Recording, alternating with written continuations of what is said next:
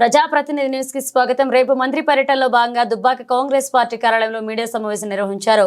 దుబ్బాక నియోజకవర్గ ఇన్ఛార్జ్ చెరుకు శ్రీనివాసరెడ్డి సిద్దిపేట జిల్లా దుబ్బాక నియోజకవర్గ పరిధిలో పలు అభివృద్ధి పనులను శంకుస్థాపన చేయనున్న మంత్రి కొండా సురేఖ దుబ్బాక నియోజకవర్గంలో పలు అభివృద్ధి కార్యక్రమాల్లో పాల్గొనున్నారు. అటవీ పర్యావరణ దేవాదాయ ధర్మాదాయ శాఖ మంత్రి వరలు ఉమ్మడి మెదక్ జిల్లా ఇన్ఛార్జ్ మంత్రి కొండా సురేఖ మరియు దుబ్బాక నియోజకవర్గ కాంగ్రెస్ పార్టీ ఇన్ఛార్జ్ చెరుకు శ్రీనివాసరెడ్డి పాల్గొనున్నారు.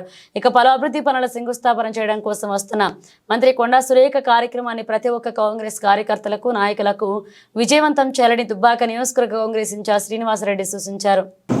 రేపు 18 జనవరి గౌరవ ఇన్ఛార్జ్ మంత్రి గారు పెద్దలు కొండా సురేఖ గారు పొద్దున 10 గంటలకు చేగుంట మండలంలో పలు అభివృద్ధి కార్యక్రమాలు, కళ్యాణలక్ష్మి చెట్లు, అదేవిధంగా దౌలతాబాద్ మండలంలో ఇందిరమ్మ ఇల్లు మోడల్ హౌస్ శంకుస్థాపన చేస్తారు. దాని తర్వాత భూంపల్లి PHU కొత్తగా కట్టిన హాస్పిటల్ ఓపెన్ చేసిన తర్వాత దుబ్బాకలో చిల్డ్రన్ పార్క్ ఓపెన్ చేసి మరి మల్లన్న సాగర్ కాల్వల ద్వారా ఎప్పుడైనా గత ప్రభుత్వం ఫిబ్రవరిలో నీళ్లు విడుదల చేస్తే మరి నారుమడులు ఉన్నాయి, రైతులకు ముందే అందాలనే ఉద్దేశంతో కాంగ్రెస్ ప్రభుత్వం రైతుల ప్రభుత్వం కాబట్టి జనవరి 18 రోజునే మరి మల్లన్న సాగర్ ఎల్లారెడ్డిపేట గ్రామం నుంచి నీళ్లు వదలడం జరుగుతూ ఉంది. మరి అదేవిధంగా సిద్దిపేటల రంగనాయక సాగర్ నుంచి కూడా మరి రైతులకు ఏ కష్టం రాకుండా నీళ్ళు అందించాలనే ఉద్దేశంతో మరి 26 నాడు కూడా మరి రైతు ఇందిరమ్మ భరోసా ఇస్తున్నాం.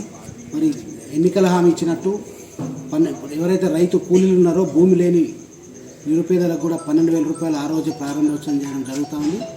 మరి ముఖ్యంగా రైతులు, ప్రజలు, మరి కాంగ్రెస్ పార్టీ కార్యకర్తలు ఈ యొక్క పర్యటన విజయవంతం చేయాలని మరి దుబ్బాక నియోజకవర్గ కాంగ్రెస్ పార్టీ పక్షాన మరి అందరూ కూడా కళ్యాణ లక్ష్మి లబ్ధిదారులు అందరూ కూడా వచ్చి మీ చెక్కులు తీసుకొని మరి బేసిక్గా ఈ రాష్ట్ర ప్రభుత్వం ఎన్నో సంక్షేమ కార్యక్రమాలు తీసుకొస్తుంది కాబట్టి అందరూ కూడా పెద్ద ఎత్తున వచ్చి పాల్గొనాలని, విజయవంతం చేయాలని మనస్ఫూర్తిగా కోరుతున్నాను.